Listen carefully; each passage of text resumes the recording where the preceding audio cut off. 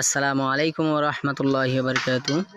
সম্মানিত বন্ধুগণ, দেখতে পাচ্ছেন হযরত উম্মে আইমান রাদিয়াল্লাহু তাআলা আনহু কওমি মাদ্রাসা, মহিলা মাদ্রাসা কাজ চলছে, চলমান আছে।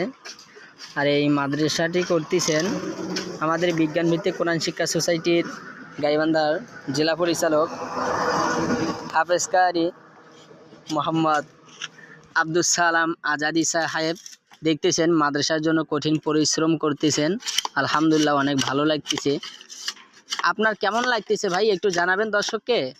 আলহামদুলিল্লাহ, মাদ্রাসার কাজ করে আমি খুব আনন্দের অনুভূতি পাচ্ছি। আলহামদুলিল্লাহ, আল্লাহ আপনার এই মাদ্রাসাকে কবুল করুক।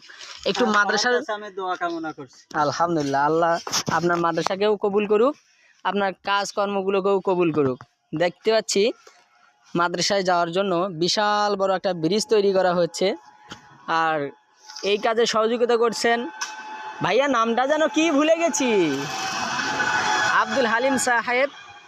এবং এদিক দিয়ে গিয়ে সামনে আবারও একটা ব্রিজ করা হয়েছে, ওই দিক দিয়ে মাদ্রাসায় ঢোকা হবে। যদিও বর্তমান এখানে রাস্তা করা হচ্ছে, তবে ভবিষ্যতে এই দিকে রাস্তাটা করা হবে। তবে সবাই দোয়া করব যেন এই মাদ্রাসাকে আল্লাহ দিনের জন্য কবুল করেন, এবং যে ভাই এত পরিশ্রম করতেছে আল্লাহ তার পরিশ্রমকে যেন কবুল করেন।